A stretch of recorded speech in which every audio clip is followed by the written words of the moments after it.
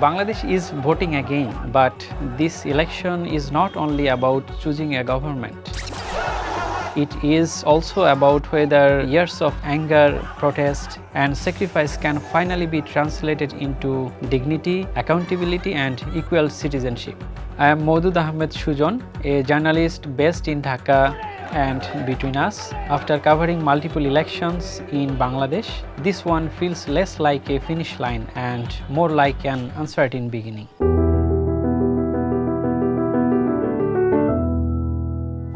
This election, alongside a referendum linked to a proposed state reforms, comes in the aftermath of the July 2024 uprising.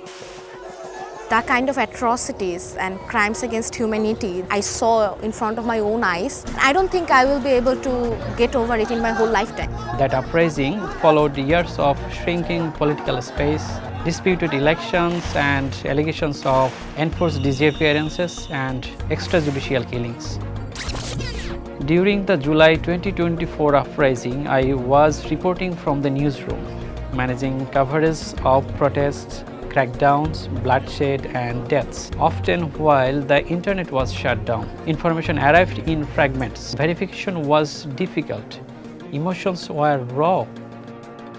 I spoke to families who had lost sons and daughters. One teenager I interviewed had lost an arm during the protests. He told me he was willing to endure further sacrifice if it meant a better Bangladesh. One moment from that period stays with me. Groups of students protesters marched repeatedly in front of our media compound. Their anger wasn't directed only at the state, it was directed at the media too. That moment exposed how deeply trust in institutions had collapsed. I have covered elections before under Sheikh Hasina's government. In 2018, I visited polling centers heavily guarded by police, but with almost no voters inside. Polling officials were afraid to speak to journalists. At one polling station, my colleague, a photojournalist, was forced to delete images showing the empty voting center. Television crews attempted to portray the day as festive, but on the ground, it felt choreographed. This time feels different, not because fear has disappeared, but because participation has returned. Despite concerns about violence, many voters describe this election as a civic moment.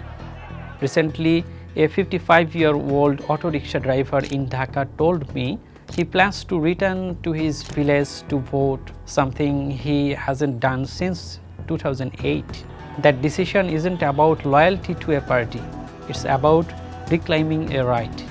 When I speak to voters, they talk about ending discrimination and corruption, about not having political musclemen extort money from their hand-earned income, about public hospitals that function and healthcare that doesn't feel exploitative. They want safe food, equal access to education, jobs, and security, and they don't want state forces to act with impunity. Much of this election is also being shaped online, on TikTok, Facebook, and YouTube. Campaigns are contested through short videos, satire, and mobile journalism. When I scroll through young voters' posts, what stands out is not excitement, but skepticism, humor, and anxiety.